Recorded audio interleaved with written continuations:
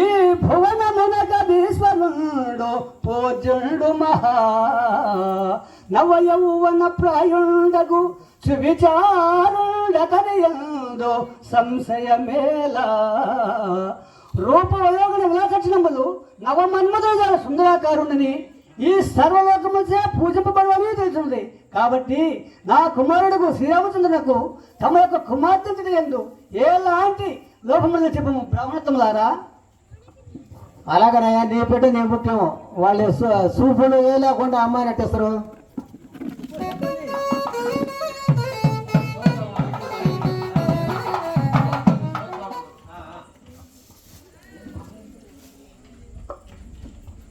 రవివంశమునకు పతి భువనంబునకీశ్వరుడు పూజ్యుండు మహా నవయౌవన ప్రాయుండు విచారుండతనియడ సంశయమేలా రూపవయోగుణ విలాస లక్షణములకు నవమన్మథ రూపుడనియు తామర పుష్పము లాంటి కన్నులు గలవాడనియు ఈ సర్వలోకముల చేత పూజించదగిన వాడనియు కాబట్టి మీ యొక్క కుమార్తెనిచ్చుటకు ఎలాంటి లోపం ఉండదని చెప్పినారు జన మహారాజా. వంశమనగా సూర్యవంశము, గోత్రమనగా వాసిష్ఠ గోత్రం అని చెప్పారయ్యా. బ్రాహ్మణోత్తములారా, ఎల్ల జగంబుల కాతండు బల్లిదుడై ఉన్నగాని ఫలమేమి ధరన్ నల్లని వాడట అతనికి పుల్లాంబుజ నేత్రమట వసగదు పొమ్మో. మీ రాములు ఎల్ల జగంబులు అనగా 14 లోకంబులైన అతల వితల సుతల తలాతల రసాతల మహాతల పాతాళ భూలోక భువర్లోక జపోలోక తపోలోక నాగలోక సత్యలోక ఈ విధముగా 14 లోకములకు అధిపతి ఉన్నాయి గాని ఏమీ ప్రయోజనం లేదయ్యా. కాబట్టి మా కన్యనిచ్చుటకు వీలు పడదని చెప్పండి బ్రాహ్మణోత్తములారా. అలాగనే మీకెవరు చెప్పారా? వెంకటేశ్వరు చెప్పాడిందా? మాకెవరో ఒకరు చెప్పి ఇలా నల్లంగా ఉంటాడా.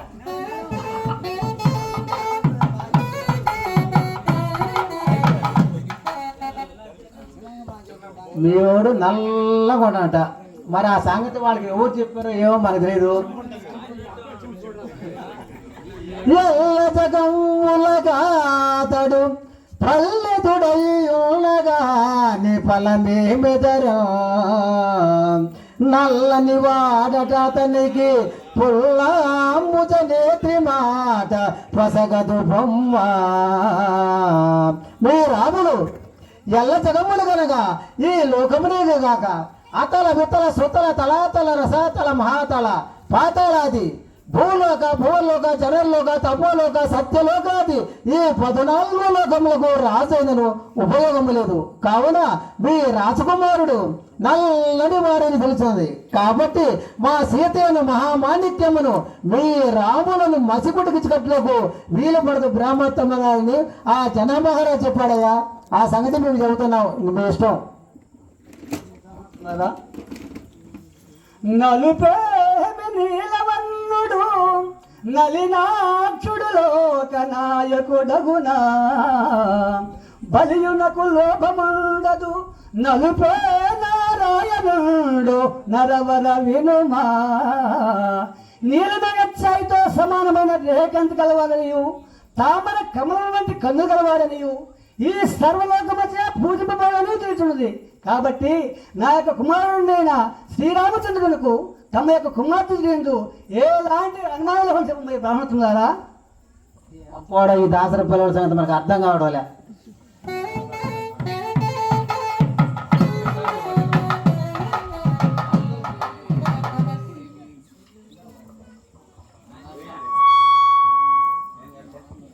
హలో,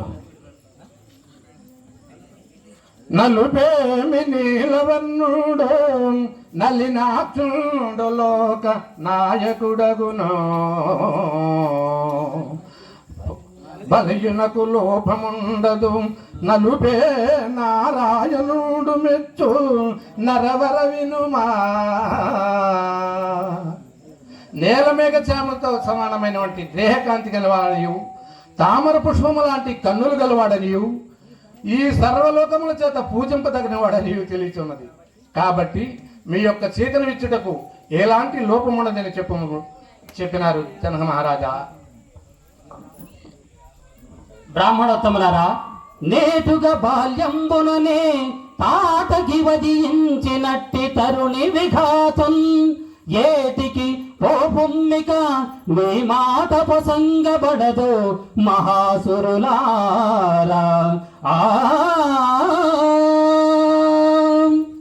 మీ రాములు చిన్నతనమని తాటకియను స్త్రీ హత్యలు చేసి ఉన్నాడు. కాబట్టి అంత చిన్నతనములోనే అన్ని హత్యలు చేసి ఉన్నాడే, ఇక ముందు ముందు ఎన్ని హత్యలు చేయనో ఎవరెరింగుందరయ్యా. కాబట్టి మా కన్యనిచ్చుటకు వీలు పడదని చెప్పండి బ్రాహ్మణోత్తములారా. బాగా మీరు మంచోళ్ళు నడిమధ్యం ఇవ్వచ్చడయ్యా.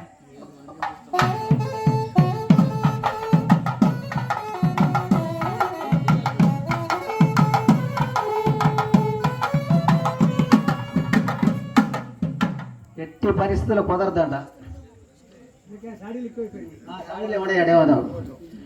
నేటుగా బాల్యంబుననే తాటకి వదిలించినాటి తరుణి విఘాతం ఏటికి పోపుమ్మిక మీ మాటలకు ప్రసందు పడదు మహాసురులారా.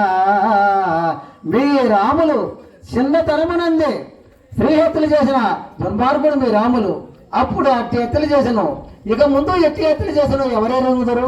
కాబట్టి మీ రాములను మా సీతయ్యను మహామాణిక్యమును ఇచ్చుటకు ఏ మాత్రం ఇదులు పడదు బ్రాహ్మణ తలములని ఆ జనమహారాజు ఖచ్చితంగా చెప్పాడయ్యా.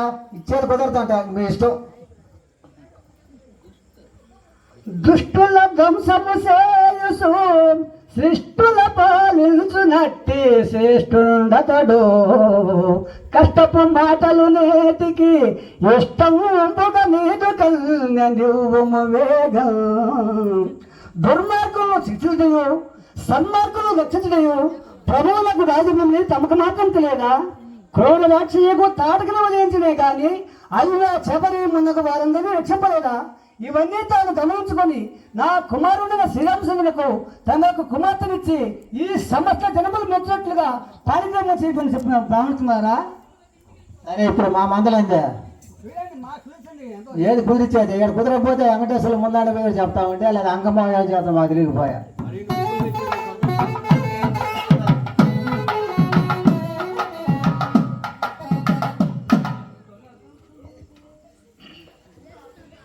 దుష్టుల ధ్వంసండు చేయుచు శిష్టుల రక్షించుచు శ్రేష్ఠుండతడి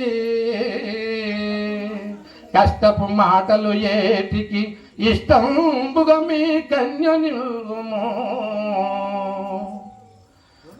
దుర్మార్గులను శిక్షించటయు సన్మార్గులను రక్షించటయు ప్రభువులకు రాజధర్మం అని తమకు మాత్రము తెలియదా. ఈ క్రూర రాక్షసుకు తాటకి నివసించినే కానీ హల్య చబరి మొదలగైన సన్మార్గులను ఎందరనో రక్షించలేదా. ఇవన్నీ రాజుగా అతను ఆలోచించి మా కుమారునికి కన్యనిచ్చుటకు ఎలాంటి లోపం ఉండదని చెప్పమన్నారయ్యా. బ్రాహ్మణోత్తములారా, నేను ఎన్ని చెప్పినా కూడా మీరు వినడం లేదయ్యా. అసలు అయినా మీ మీద కొంచెం నమ్మకం కలుగుతున్నది, మీ దశరథ మహారాజు మీద కొంచెం నమ్మకం కలుగుతున్నది. కాబట్టి అసలు మాకు మీరు ఎంత ఇస్తారో తర్వాత నేను చెప్తాను, మీరు చెప్పిరనండి. ముందు మా సంగతి చెప్పడాయా. సరసముఖి మా కన్యకు హరణంబే మిత్తురు భూషణాంబురములకు కరకులే పాటిలో సగదురు ధీరాగ్రణి మాకు తెల్ల తేటంగ జపుమా. భవికకు గాను ఏమాత్రం ఇచ్చెదరు, నగలు ఆభరణములకు ఏమాత్రం ఇచ్చెదరు, ఇంకా ఇతర ఖర్చులకు గాను ఏమాత్రం ఇచ్చెదరు. ఇప్పుడు కళ్యాణం అంటే చిన్న విషయం కాదయ్యా, కోట్ల విషయం అన్నమాట. కోట్ల రూపాయలు కావాలి కాబట్టి ఇవన్నీ ఆయన ఇస్తారో లేదో కనుక్కొని మాకు చెప్తే మేము సమ్మతిస్తాము. వెళ్ళి చెప్పారండి బ్రాహ్మణోత్తములారా. పెళ్లి కాడికి ఆడ ముందుగా ఎక్కువైపోయింది ఊళ్ళో. అది ఇప్పుడు మా మందల మీరేం అడిగితే మా సంగత కూడా ఇస్తాం పో ఎంతో కొంత.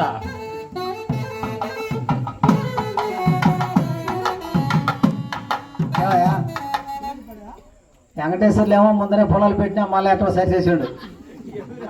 వెంకటేశ్వర్లు ఏమో మళ్ళీ ఏం చెప్పిండు, సరసముఖి మా కన్యకు హరదాంబోమిత్తురు భూషణాంబరములకు కరుకులు ఏ పాటి ఎసగదురు ధరణీసుర వరియులార తడయక చెప్పుమా.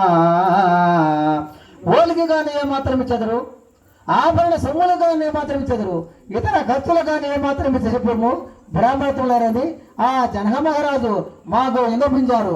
అది మీకు చెబుతున్న వల్ల మీరు ఇంకే మాత్రం వస్తారో ఏమో మాకు తెలియదు. బ్రాహ్మణులారా చెప్పిన వినుడు. అరణంభునకు 16 లక్షల ధనంబు అమరంగమిత్తు మీ అటివటి పొడు సొమ్ములకు ఎత్తు 70 కోట్ల ధనంబు వస్త్రంబులకు 4,000 నూలు వేరి మృదంగాది పెళ్లి వాయిద్యంబులకు గాను వనరంగమిత్తులే 1 లక్ష ధరణీసులకు నేమి తగినట్టులకు నేమి వనరంగమిత్తులే 1 కోటి కాలమానంబును బట్టి ఖర్చు పెట్టవలయు తమకు మించిన ధర్మంబు వలదు వలదు ఈ దినంబునకు విధి చాలా ఎక్కువనచు పెళ్లి చేయుముని కీర్తి ప్రబలు జగతే. ఓలికి గాను 16 లక్షల ధనములను, సొమ్ములు గాను 70 కోట్ల ధనములను, వస్త్రములు గాను 4,000 నూలను, దేవి ముదంగాత మొదటి పెళ్ళార్థం కానీ 1 లక్షను, నటకట బ్రాహ్మణ పట్టు కమీశ్వరుల కన్నా 1 కోటి ఇచ్చడం కానీ కాలము కొద్ది ఖర్చు పెట్టవలేను, తమకు మించిన ధర్మం కోరదని పెద్దలు చెప్పుదురు.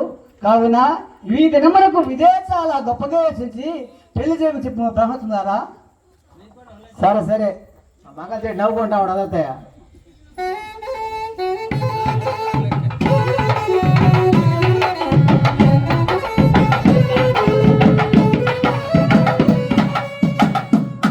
ఆయన సొమ్ములేమో అన్ని కట్ల అన్ని బాగానే ఉన్నాయి. గుడ్ల కాడ 4,000 నూరులంట. 4,000 ఒక రైతు ఎనపక్క పూలు కూడా రావు. అది నేను చెప్పాలా? నువ్వు చెప్పలే, నేను చెప్తున్నా. అని చెప్తున్నావయ్యా. 4,000 ఇస్తారంట. మంచి బ్రాహ్మణులయ్యా మీరు కూడా మధ్యలో. ఏం చేస్తావయ్యా? ఇప్పుడు 4,000 అనేది నడ్డిపున ఒక రౌండ్ పువ్వులు కూడా రావు. నీ ఇష్టం.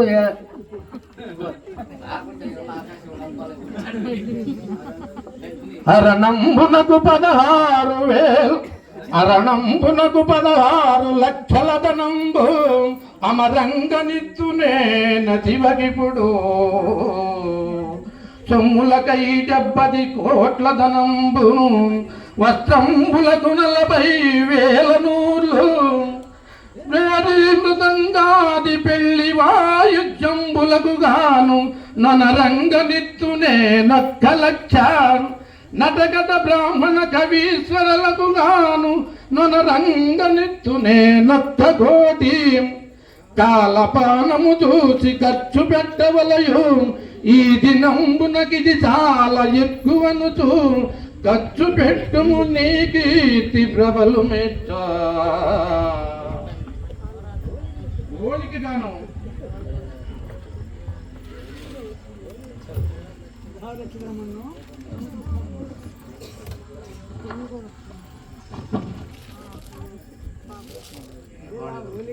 ఓలికి గాను 16 లక్షల ధనమ్మను, సొమ్ములకు గాను 70 కోట్ల ధనమ్మను, వస్త్రములకు గాను 40,000 నూరులను,